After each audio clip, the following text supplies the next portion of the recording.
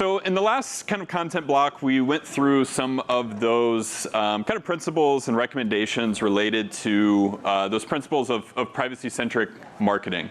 And here in kind of the final section of the day, we want to get into a little bit more some of the strategies, tactical types of recommendations in order to be able to be effective moving forward, as well as lessons that we can take from organizations that have gone through and are continuing to work through transformation towards these principles of privacy-centric marketing. So to start this, I would like to introduce, again, Michael Loban, Chief Growth Officer from InfoTrust, as well as Lisa Tanzosh, an ads privacy specialist at Google, to kind of lead and have a discussion around ways in which we can really optimize in this cookieless world, both tactically as well as some with technology. So Lisa and Michael. Thanks.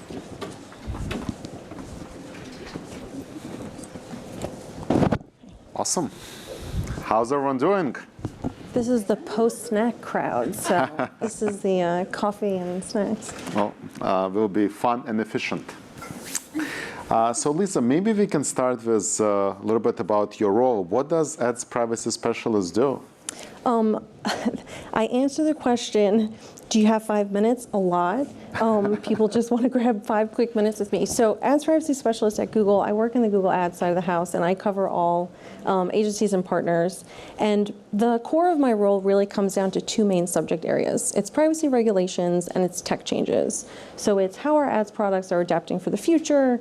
We talked a lot about the third-party cookie today.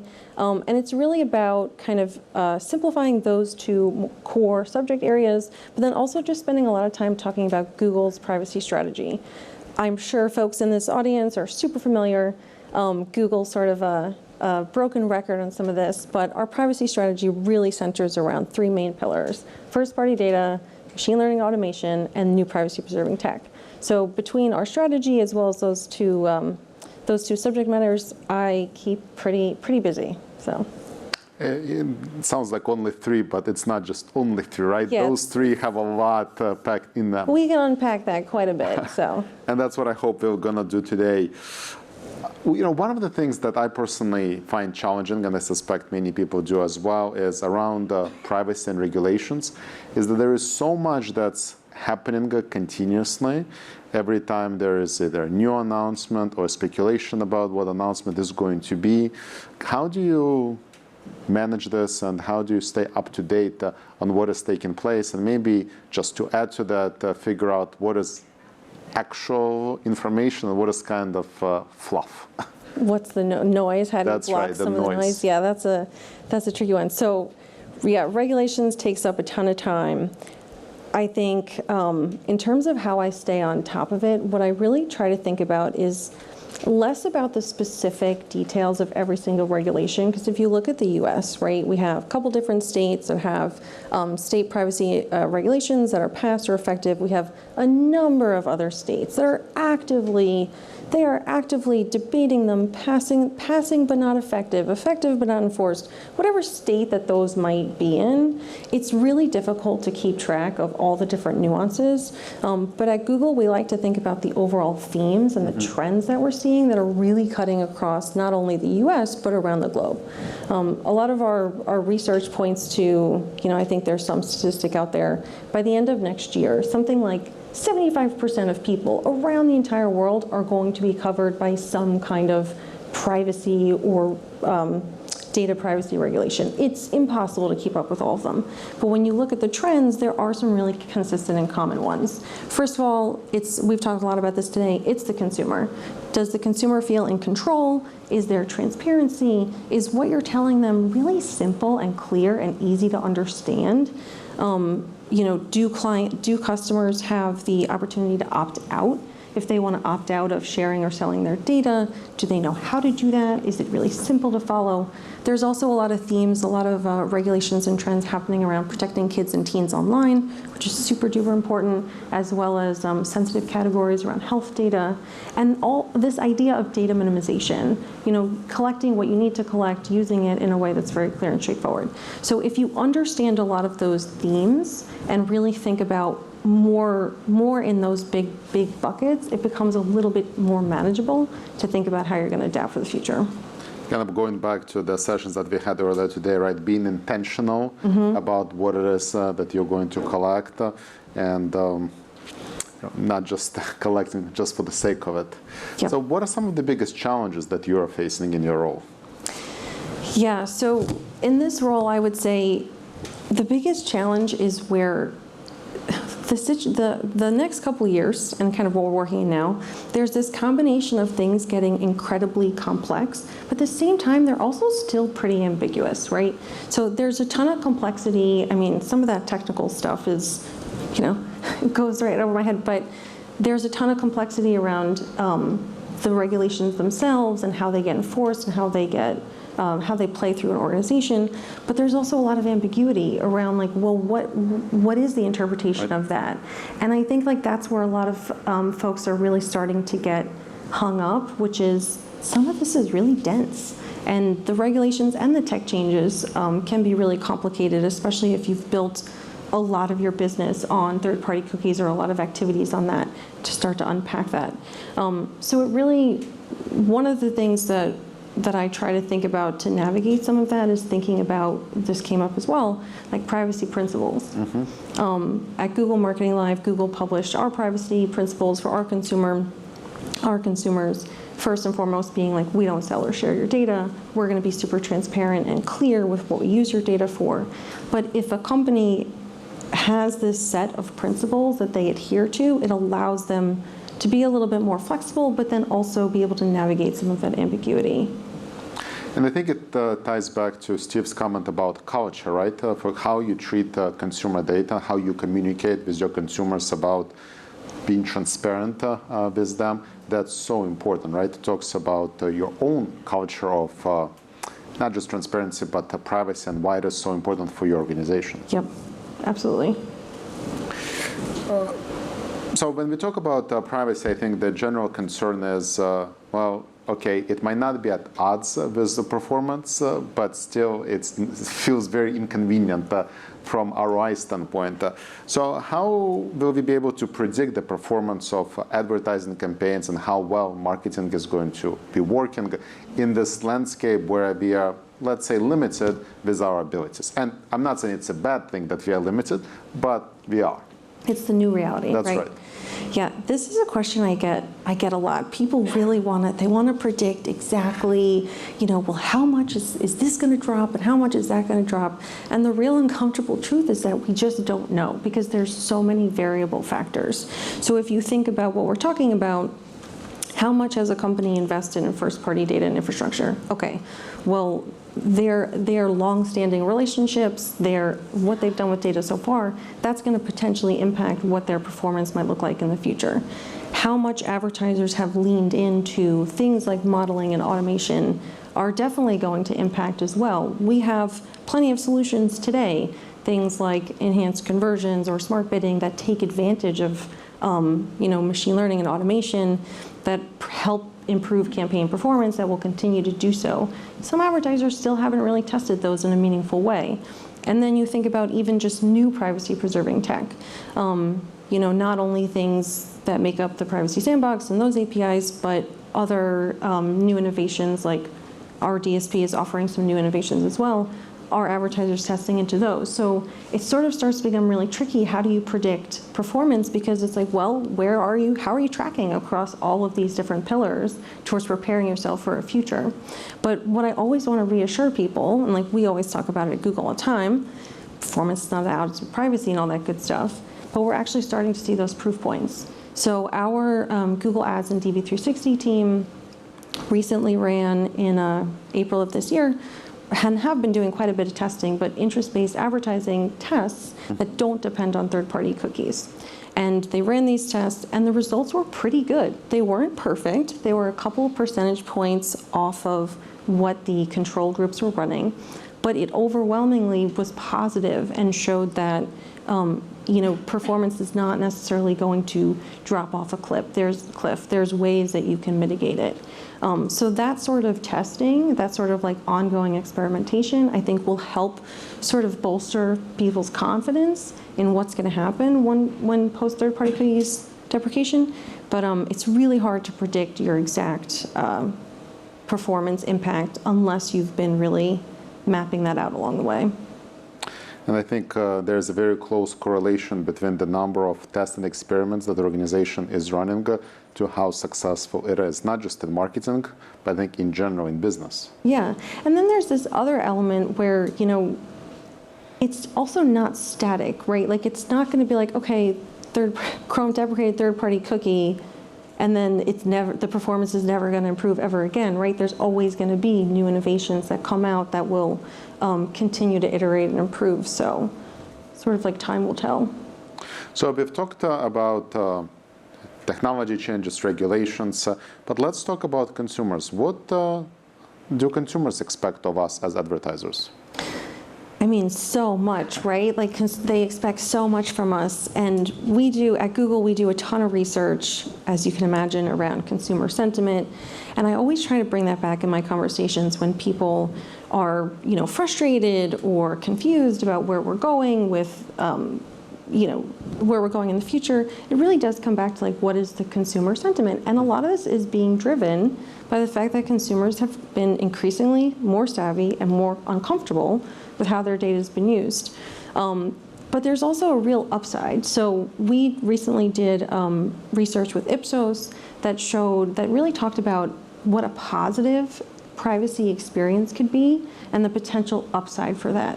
Because I think we all know about the negative, right? Like we all kind of know if you have a bad experience with a brand, you really feel that they lost your trust, we know the negative consequences. But then there's this also big upside about what a positive experience can look like. And people say, well, what does that mean?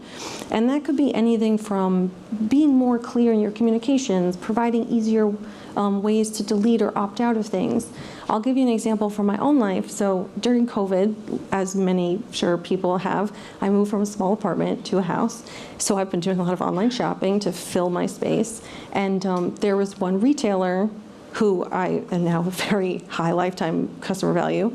But I recently got an email.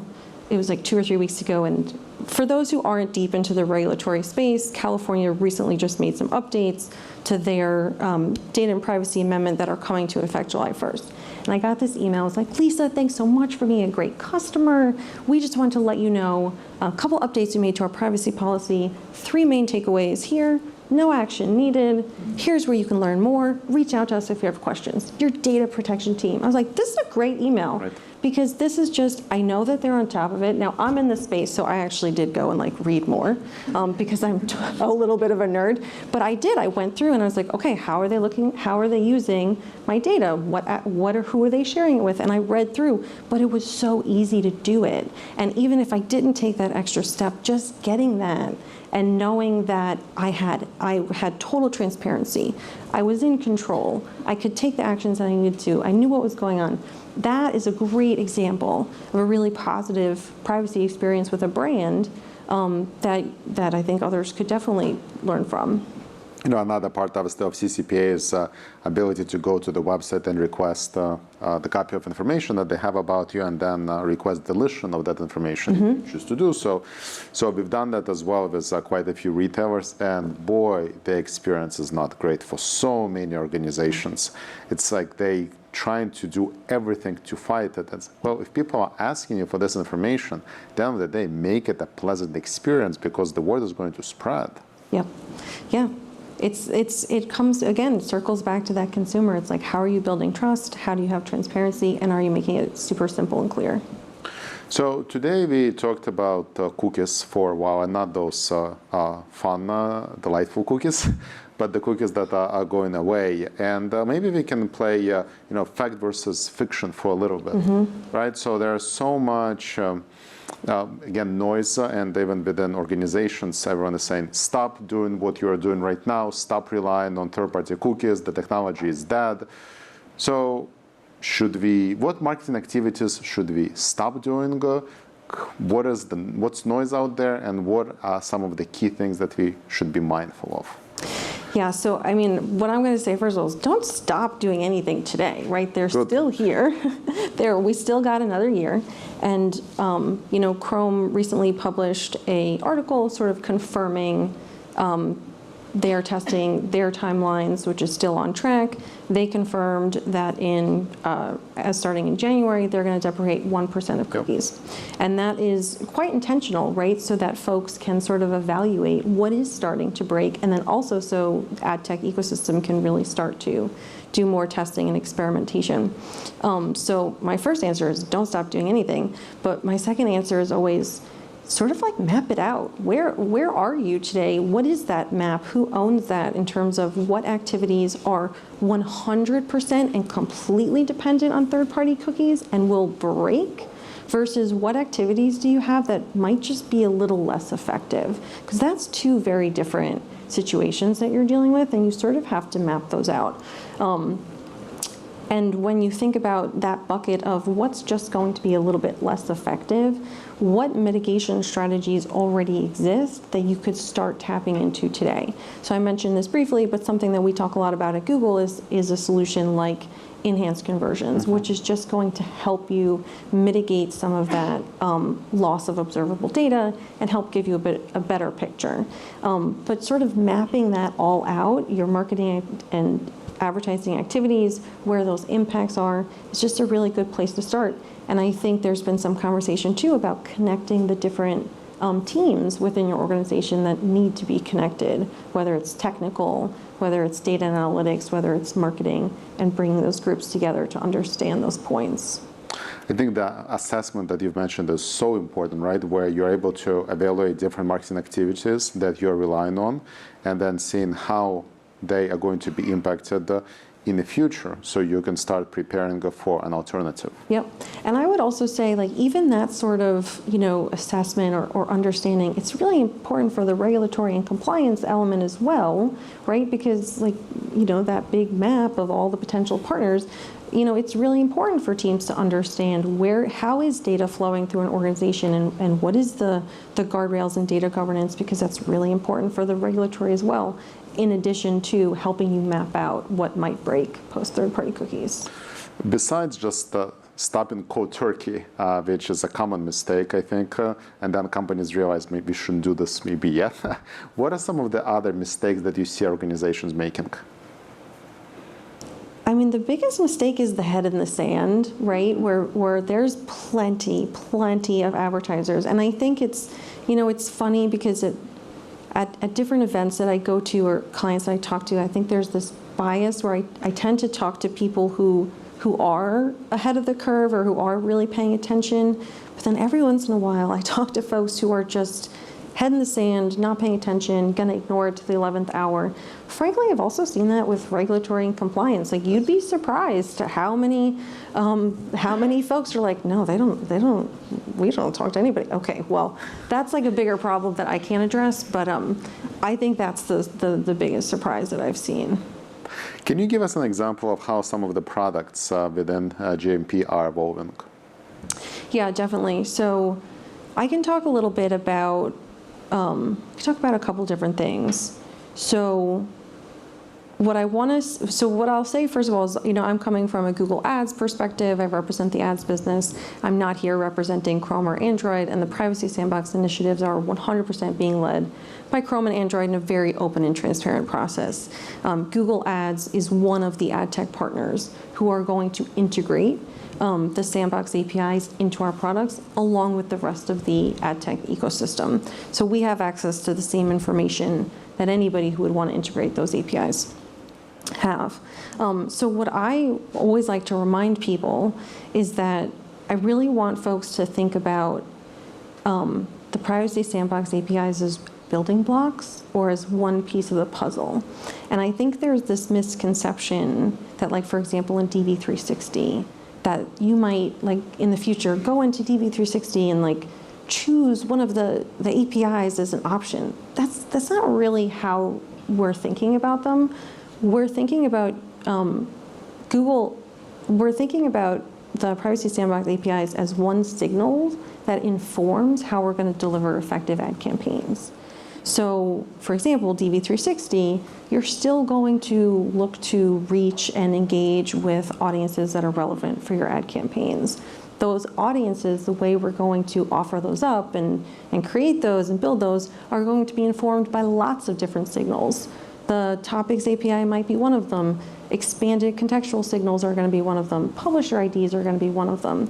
So it's really looking at what is all the different new really privacy-preserving tech that's available, integrating it into our ads platforms.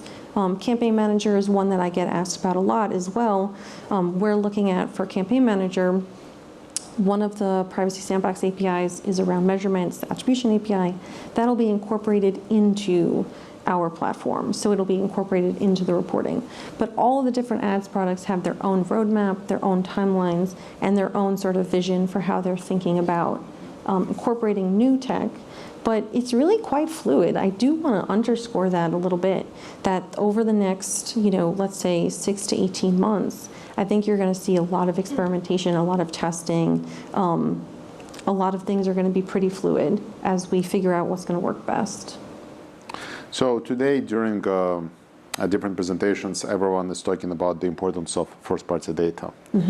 But when we talk about first-party data, it seems like one of the topics that we did not spend as much time discussing is governance of when the data is being collected, right? Because if you're relying more and more on your first-party data, but then the data is not being collected in a good way, or if you do not have systems in place to make sure that the data you're collecting is actually clean data, it's actually accurate data, right? It's not going to help you. So how should we be thinking about the governance piece? Yeah, first-party data and governance, in my mind, they just go hand in hand, right? Part of having a good first-party data strategy is to also have a good data governance that is built and centered around that. And I think it also ties back to the regulatory piece. I almost feel like you can't escape it. It's all sort of packaged up together at this point. So as we are, it's a little after 4 o'clock and we're beginning to wrap up a session. So today, a couple of maybe key takeaways for our audience. What do you see effective advertisers do that we can learn from? I would say, it'll always come back to Google's approach to ads privacy strategy, right? So it's, are you investing in first-party data, infrastructure and solutions, and that could be as simple as good tagging hygiene, or any of the details talked about today.